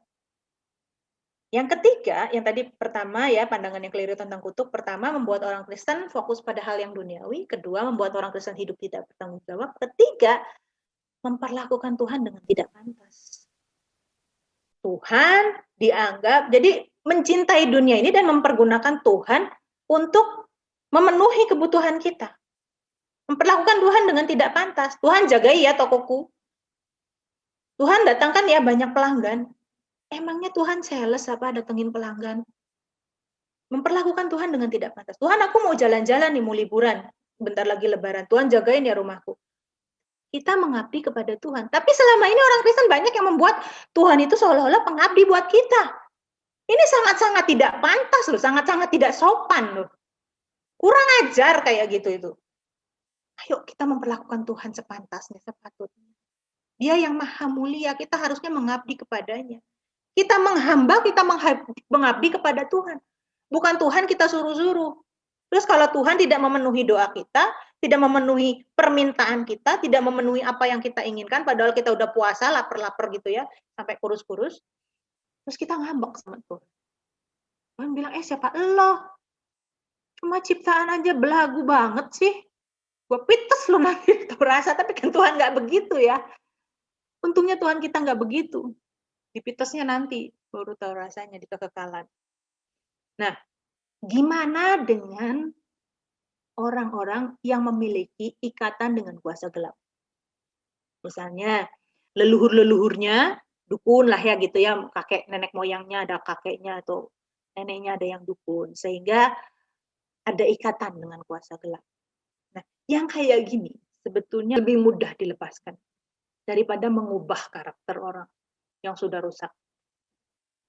Memang ada orang-orang yang punya ikatan dengan kuasa kegelapan, sehingga kuasa kegelapan ini mengejar kepada keturunannya. Mengejar keturunannya. Tapi kalau keturunannya ini kemudian hidup dekat dengan Tuhan, kuasa kegelapan itu mudah diusir. Atau misalnya gini, ada orang yang menyerahkan anaknya kepada kuasa gelap. Misalnya menyerahkan anak di dalam kandungannya. Nah, ada orang-orang yang mengadakan perjanjian dengan kuasa kegelapan lalu menyerahkan anaknya, sehingga anaknya itu misalnya lahir dengan keadaan yang cacat. Saya nggak katakan semua orang yang cacat itu karena kuasa gelap, enggak ya, tapi ada yang seperti itu, entah cacat fisik, entah cacat mental, ada yang seperti itu. Nah, bagaimana kalau seperti itu? Tadi saya katakan bahwa Tuhan itu sudah menebus semua manusia dan setiap manusia itu akan dihakimi. Tuhan juga menghakimi juga menurut ukuran masing-masing. Semua orang itu dihakimi menurut hati nuraninya mereka. Nah, orang-orang yang tidak mengerti, mungkin dia lahir dalam keadaan cacat mental. Pikirannya nggak bisa berpikir banyak. Tentu tidak akan dihakimi seperti kita yang tahu kebenaran banyak. Jadi semua manusia sudah dibeli oleh Tuhan. Ada kesempatan setiap orang untuk masuk ke dalam kerajaan surga. Jadi setiap orang itu mempertanggungjawabkan hidupnya masing-masing. Untuk orang yang punya ikatan leluhurnya itu punya ikatan dengan kuasa gelap, kalau dia percaya sama Tuhan dan hidup melekat dengan Tuhan, kuasa gelap ini gampang diputuskan, gampang diusir. Tapi kalau misalnya ternyata itu lebih mendalam dari sekedar itu ya, misalnya dia menyerahkan anaknya terus anaknya itu lahir cacat, ya Tuhan juga punya kebijaksanaan. Karena anak ini nggak bisa apa-apa lagi. Kalau anak ini masih bisa berpikir, masih bisa hidup, bertanggung jawab, ya Tuhan akan menuntut. Tapi kalau udah nggak bisa apa-apa lagi ya, Tuhan juga punya kebijaksanaan.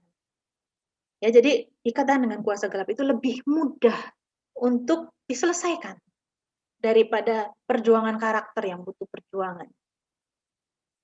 Jadi mari kita hidup dalam anugerah Allah dengan mengasihi Tuhan agar kita tidak terkutuk secara kekal. Mari kita hidup dalam penurutan akan kehendak Tuhan. Ya, hiduplah takut akan Tuhan. Orang yang tidak hidup takut akan Tuhan terkutuk di kekekalan. Dia akan mengalami kematian yang kedua yang mengerikan. Oke, mari kita berdoa. Terima kasih Tuhan untuk pelajaran pada sore hari ini. Kiranya Engkau yang menerjemahkan dalam setiap kehidupan, Engkau yang mengingatkan kami segala yang sudah kami pelajari, dan Engkau yang menolong kami melakukannya dalam kehidupan kami sehari-hari. Kami tidak mau terkutuk di kekekalan Tuhan, kami mau beres-beres kehidupan kami mulai sekarang. Ajari kami dan Roh Kudus yang pimpin kami. Terima kasih, di dalam nama Tuhan Yesus kami berdoa. Amin. Sudah ada pertanyaan masuk? Mau dibacakan oleh Lili saja? Silakan. Kak Ana mau tanya nih, berkaitan bahwa Yesus menebus dosa semua manusia tanpa pilih-pilih, di gereja saya yang lama, dulu kami didoktrin bahwa kalau kita berdoa untuk keselamatan itu hanya untuk mereka yang ditentukan untuk selamat. Karena tidak semua ditentukan untuk selamat. Jujur saya bingung, masa Tuhan kok tidak adil? Lalu kebenaran yang bisa saya pegang kalau menghadapi doktrin seperti itu bagaimana, Kak? Ayat apa? Roma 5 ayat 17-19. Kalau Tuhan hanya menebus sebagian manusia, lebih sakti Adam daripada Tuhan Yesus. Karena satu Adam, semua manusia harus masuk neraka. Terkutuk. Karena satu orang, Adam, semua manusia itu harus binasa. Dan kalau karena Tuhan Yesus, sebagian manusia dimungkinkan masuk surga, hanya sebagian yang dimungkinkan, ya lebih sakti Adam toh. Tetapi kalau ada perbedaan-perbedaan doktrin, kan katanya ini tadi tulisannya di gereja yang lama ya. Jadi ya sudahlah, yang lama sudah berlalu, sesungguhnya yang baru sudah datang gitu loh Bu. Ya. Nah, tapi gini loh, kalau misalnya orang Kristen berdoa untuk yang ditentukan selamat, sebetulnya kalau ada pengertian ya, kalau ini kan ya, kalau saya tidak punya pengertian seperti itu. Tapi kalau ada pengertian seperti itu, berdoa untuk yang ditentukan selamat, menginjil untuk yang ditentukan selamat, ya kalau udah ditentukan selamat ya udah nggak usah didoain, nggak usah diinjilin, kan udah ditentukan, pasti kan? Sudah pasti kan, didoain apa enggak, diinjilin apa enggak, udah pasti kan? Ngapain juga gitu didoain? Ayo pertanyaan berikutnya dari Restani Susilawati. Kak, bagaimana dengan perkataan kutuk yang dikeluarkan oleh orang tua dapat terjadi ke anak-anaknya? Sama seperti perkataan berkat. Tuhan memberkati ya, Tuhan memberkati ya. Gitu. Yang memberkati itu siapa? Kan Tuhan. Kalau kita berkata Tuhan berkati ya, kita berdoa supaya yang kita bilang Tuhan berkati itu diberkati Tuhan kan? Yang memberkati itu termasuk yang mengutuk. Yang mengutuk juga Tuhan. Yang nyemplungin orang ke neraka kan Tuhan. Kutuk di Perjanjian Baru kan tentang kekekalan kan? Kalau terjadi sesuatu yang buruk, seperti minggu lalu Jemaat Smyrna itu, waduh, sudah buruk sekali kan keadaannya, itu kan bukan kutuk. Rasul Paulus hidupnya gimana?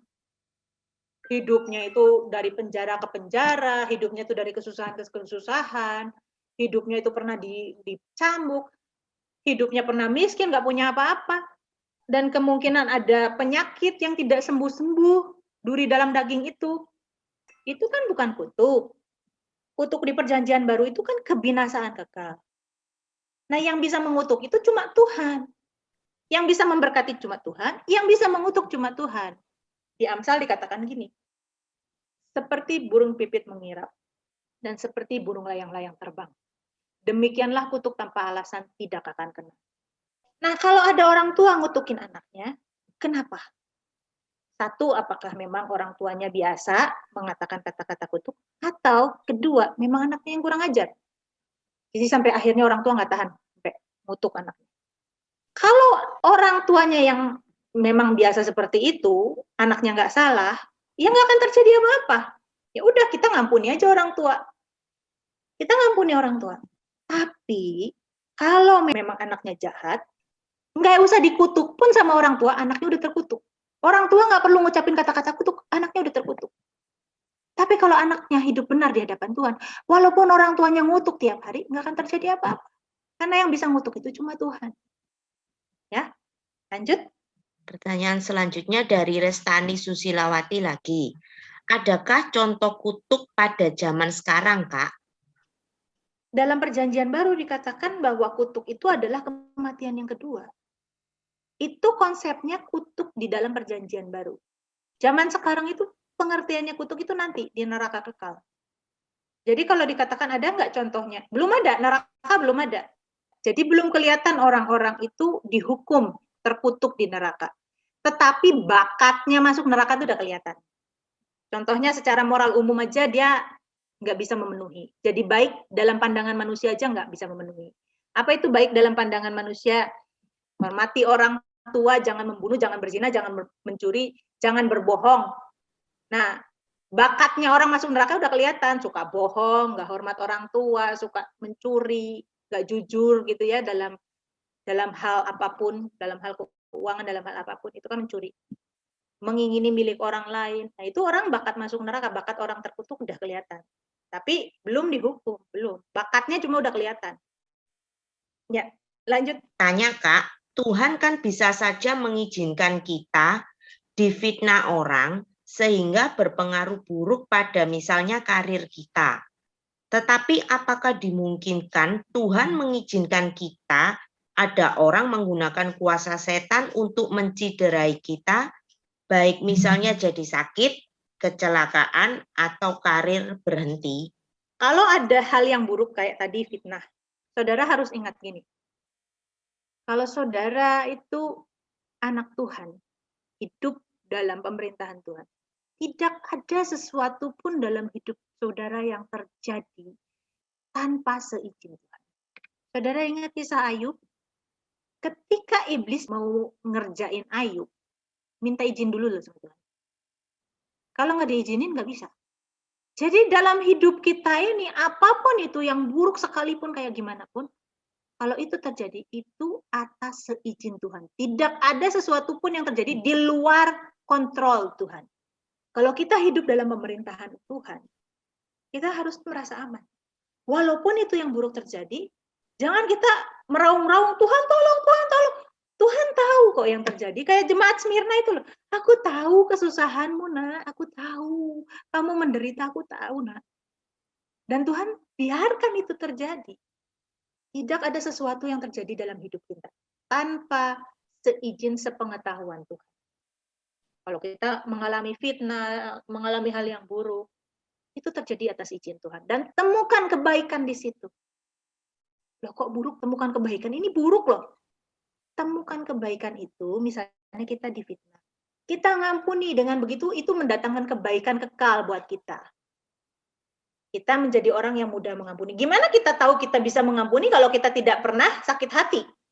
Gimana kita bisa tahu kita sudah lemah lembut kalau kita tidak pernah dilukai? Untuk membantu kita menjadi lemah lembut, perlu ada luka, perlu dilukai. Nah, yang kedua, misalnya orang mempergunakan setan. Sekali lagi, kalau kita hidup dalam lindungan Tuhan, Tuhan tidak akan izinkan itu terjadi. Di perjanjian baru, karena Tuhan Yesus sudah menang atas iblis, segala kuasa di bumi dan di surga sudah diserahkan dalam tanganku. Dan Tuhan Yesus memberikan itu kepada murid-muridnya. Orang Kristen ini punya kuasa. atas setan-setan. Setan sudah dikalahkan. Kalau di perjanjian lama belum kan? Daud juga waktu Saul diganggu roh jahat, Daud nggak ngusir loh, dia cuma nyanyi, main kecapi. Dia nggak tengking-tengking setannya, nggak bisa. Zamannya Daud nggak bisa. Tetapi di zaman perjanjian baru bisa. Jadi kita punya kuasa atas setan-setan. Nggak ada yang nggak bisa menembus perlindungan Tuhan dalam hidup kita. Kalau kita hidup dalam perlindungan Tuhan, kalau kita hidup benar di hadapan Tuhan, setan nggak bisa jamah kita. Bahkan kita punya kuasa atas setan. Kita bisa usir. Dan kalau orang kirim-kirim santet lah apalah, nggak akan bisa mengenai kita.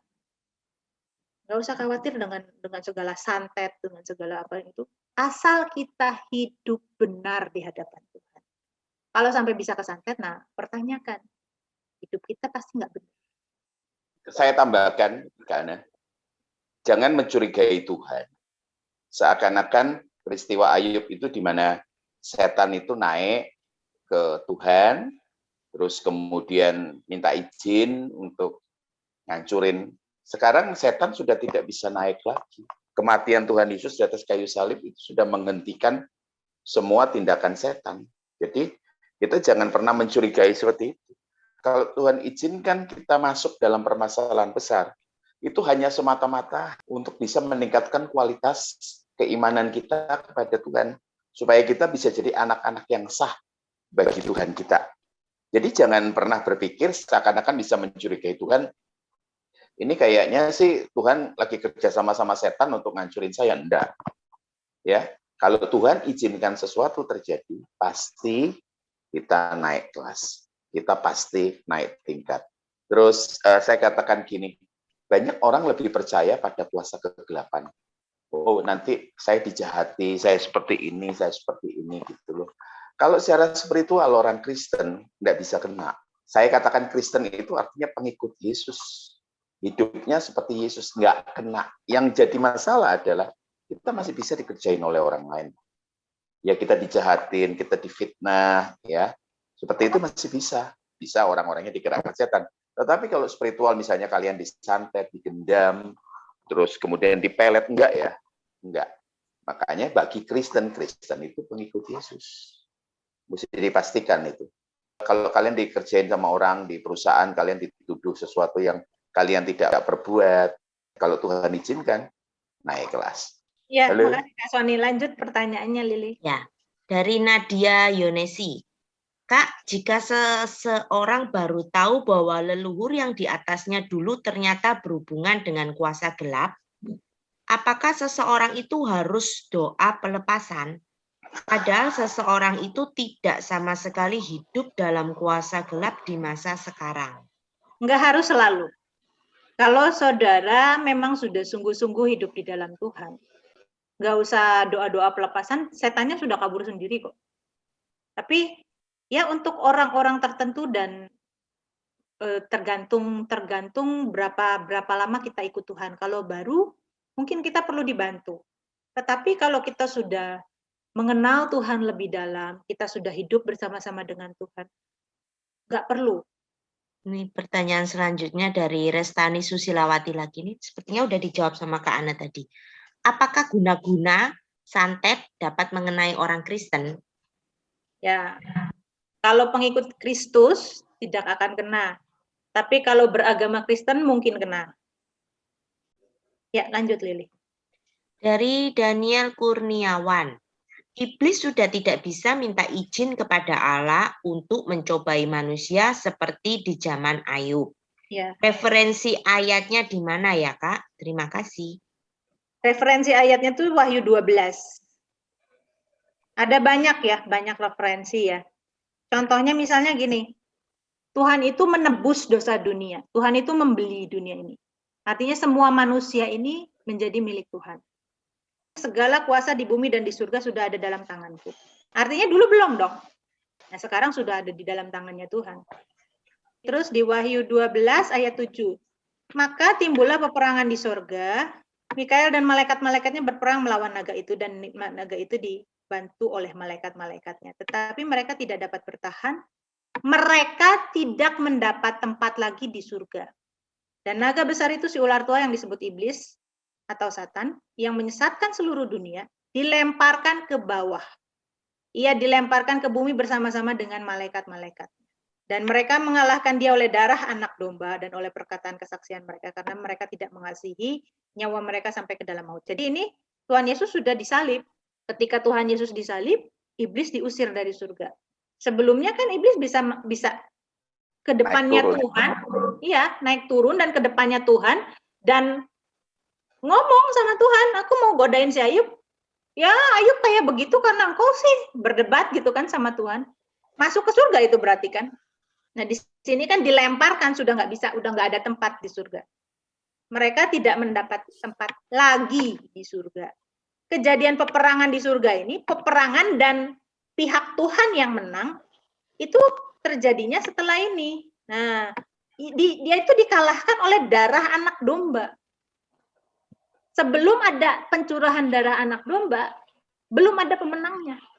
Tapi sekarang itu terjadi, kekalahan itu terjadi karena darah anak domba.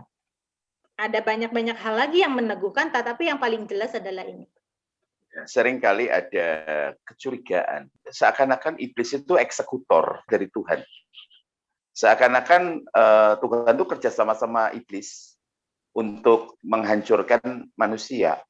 Dan konsep ini sebenarnya pada saat saya masih kejawen, konsep ini tuh ada. Soal neraka. Neraka juga dicurigailah Tuhan memakai jasanya setan. Untuk apa? Menyiksa manusia di neraka. Padahal ada sistem yang luar biasa dari Tuhan. Keterpisahan dengan Tuhan itu sendiri. Kalau ada satu penderitaan yang lebih besar dari penderitaan keterpisahan dengan Tuhan, api itu nggak seberapa. Ulat yang tidak bisa mati itu tidak seberapa. Ya, ratap tangis, kertak gigi, penyesalan itu tidak seberapa, tetapi yang paling hebat di neraka adalah keterpisahan dengan Tuhan.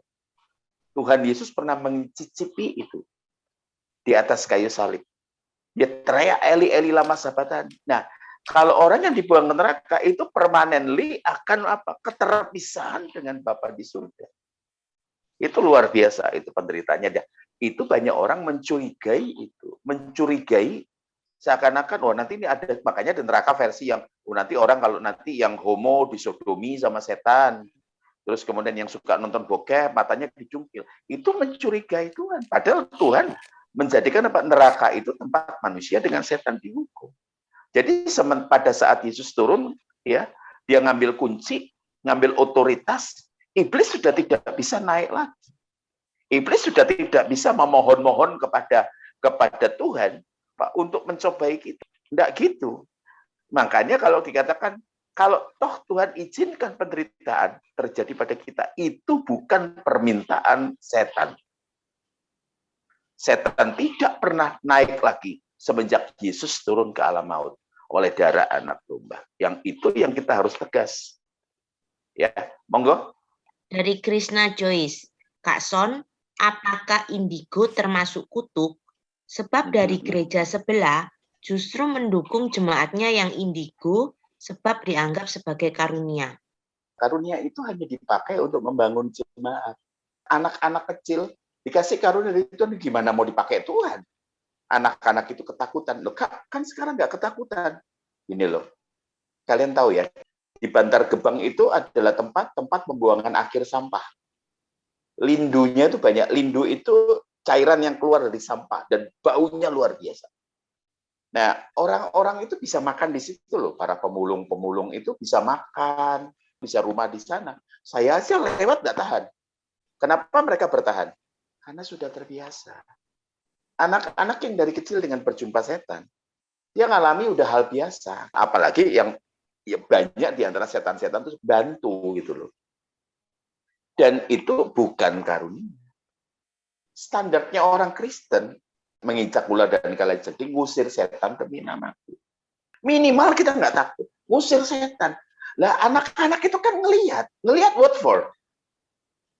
Saya ketemu pendoa syafaat yang klinik. Itu masuk rumahnya orang. Saya melihat ini, saya jengkel. Kalau Bapak Ibu Saudara melihat ada maling di rumahmu, kalau engkau besar, lebih besar daripada malingnya, lebih banyak dari malingnya, Pasti saudara serbu dan saudara kebruk. Betul nggak? Tapi kalau saudara misalnya malingnya lebih gede daripada saudara, saudara paling teriak-teriak, maling, maling, maling, maling. Betul nggak? Nah, para pelihat-pelihat dalam tanda petik, pelihat-pelihat itu, para cenayang-cenayang rohani, para mistis rohani itu, mereka lihat, oh di situ ada setan, di tangga ada setan. Lah lebih parahnya lagi, ngusirnya pakai garam. Ya, dibodohi sekali sama setan. Jadi itu bukan karunia. Tidak selalu orang harus ikut pelepasan.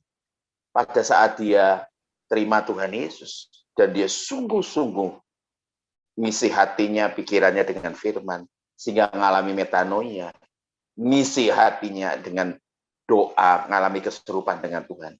Minggir kok, kegelapan itu minggir. Masalahnya adalah apa? Ada euforia bahwa setannya pergi. Tetapi pikirannya nggak pernah diisi sama firman. Nggak pernah saat teduh. Hatinya kosong, nggak pernah diisi dengan bergaul dengan Tuhan lewat doa. Akhirnya kembali lagi tujuh roh jahat. Makanya saya hari-hari ini agak tidak mau doain orang kelepasan. Lebih senang untuk apa? Bimbing orang tersebut untuk kenal dengan Tuhan secara pribadi lewat firman. Memang ada kasus khusus yang saya doakan kelepasan. Tetapi tidak semua harus pakai kelepasan. Serius. Pelajari firman. Setan bisa mundur. Percaya. Saya sudah ngalami. Bapak Ibu bisa. Silakan. Selanjutnya pertanyaan dari Restani Susilawati. Dosa yang tidak mendatangkan maut, apa artinya, Kak? Dosa yang tidak mendatangkan maut itu dosa yang diselesaikan. Kalau kita punya dosa, kita diingatkan Roh Kudus, kita sadar, kita mau bertobat, kita selesaikan dosa kita berjuang melawan dosa kita, itu tidak mendatangkan maut. Tapi dosa yang mendatangkan maut adalah dosa yang tidak diselesaikan. Kita tahu, kita diingatkan Roh Kudus berbicara itu salah, kita mengeraskan hati kita, itu artinya mendukakan Roh Kudus. Dan terus-menerus kita nggak mau berubah, terus kita memakai pembenaran-pembenaran, ya memang gue gini orangnya, gue mah gini orangnya, gue mah gitu orangnya, gitu. Itu dosa yang mendatangkan maut. Pada akhirnya tidak bisa dirubah, tidak bisa diperbaiki, kita memberontak kepada Tuhan, kita menghujat Roh Kudus. Dari Ewi Royal Suryo. Kak, bagaimana kalau ada saudara yang ditemui orang tua yang sudah meninggal untuk menyampaikan pesan buat anak-anaknya? Apa dari Tuhan atau hanya halu? Pertama itu bisa jadi mimpi karena rindu. Kedua bisa jadi itu dari setan. Bukan dari Tuhan, bukan dari orang yang sudah meninggal. Ayub 7 ayat 9 sampai 10. Sebagaimana awan lenyap dan melayang hilang, demikian juga orang yang turun ke dalam dunia orang mati tidak akan muncul kembali. Ia tidak lagi kembali ke rumahnya dan tidak dikenal lagi oleh tempat tinggalnya. Jadi kalau orang sudah meninggal dunia, dia sudah beda alam dengan kita. Sudah ada ditempatkan di tempat yang berbeda dengan kita. Dan nggak bisa jalan-jalan seenaknya, nggak bisa. Jadi kalau ada hal-hal misalnya kita ketemu dalam mimpi, mungkin itu perasaan rindu kita kepada orang itu. Nggak usah ditanggepin lah, namanya juga ngimpi. Yang kedua, bisa jadi memang iblis ingin membangkitkan mitos tertentu tentang orang yang meninggal. Jadi dibuatlah itu terus-menerus mitos itu ada. Nah, kalau kita percaya sama mitos itu, oh misalnya kalau ketemu orang meninggal mesti ke kuburannya nih. Nah, mitos itu kan terus hidup dari generasi ke generasi. Supaya mitos itu tetap hidup, iblis membuat mimpi itu. Jadi ada dua kemungkinan seperti itu. Dari Rizka Timoti. Kak Ane, kalau untuk orang tua atau sepuh dan belum bisa meninggal, katanya sudah bertobat, tapi ada yang bilang masih punya pegangan atau dosa masa lalu, apakah itu masuk kutuk atau pegangannya didoakan? Ya mungkin masih ada ikatan-ikatan ya, kalau misalnya memang dulunya ada perjanjian dengan kuasa kegelapan, banyak orang yang memang sulit, udah sakit, udah gimana, sulit untuk meninggal. Masih ada ikatan-ikatan dengan kuasa kegelapan. Biasanya seperti itu, umumnya. Tapi saya kan tidak tahu kasus per kasusnya. Apakah memang sudah benar-benar bertobat atau enggak. Ya, mesti lewat nggak bisa langsung gegabah seperti itu, Rizka. Mesti pelan-pelan, kita mesti telisik gitu loh ya. Ada orang yang kayak satu kasus yang saya dengan Kak Ane, saya waktu itu disuruh doakan gitu loh, karena ibu ini seorang dokter itu paranoid. Beliau punya orang tua dan orang tuanya umurnya 99 tahun dengan tabung oksigen, dengan pengukur detak jantung. Jadi kayak rumah sakit pindah. Nah, orang bilang kok susah mati. Ya, gimana nggak susah mati? Karena anaknya sendiri dokter. Jadi di treatment betul dengan perawat yang profesional, sehingga orang ini bisa tetap hidup. Nah, itu beda. Tapi orang-orang mencurigai, itu kayaknya dukunnya itu. Ibunya itu udah mati-mati karena kenapa? Ada sesuatu. Enggak. Gitu. Ada juga kasus yang seperti ini, Rizka. Ada bapak-bapak ini punya peliharaan burung. Cukup banyak. Bapak ini seorang Kristen yang sangat baik. Anak-anaknya juga banyak hamba Tuhan. Hari di mana dia meninggal, itu seluruh burung-burung peliharaannya, hari itu ikut mati. Nggak ada pun satu pun yang hidup. Dan itu puluhan. Tapi saya juga tidak berani untuk mengatakan, oh ini ada ikatan kuasa gelap. Ya, tentunya kasus per kasus. Sama seperti kasus-kasus kejiwaan, kasus-kasus spiritual gini juga kita nggak bisa gegabah. Kita mesti konseling. Iya, masih ada Kak Lili? Habis, Kak.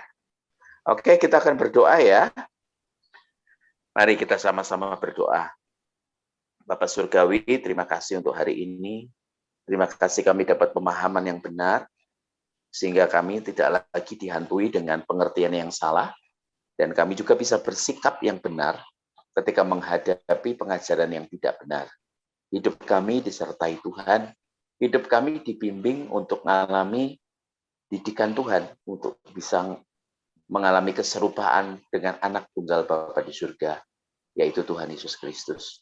Kami bersyukur, Kak, apa yang kami kerjakan setiap hari, yang sekolah, yang kuliah, yang ibu rumah tangga, yang bekerja juga, itu ibadah kami, yang kami kerjakan buat Tuhan. Dan kami menyenangkan Tuhan. Penyembahan kami adalah hidup kami. Kami bersyukur di dalam nama Tuhan Yesus. Kami akan bertemu lagi minggu depan dalam nama Tuhan Yesus. Amin. Tuhan Yesus berkati semuanya.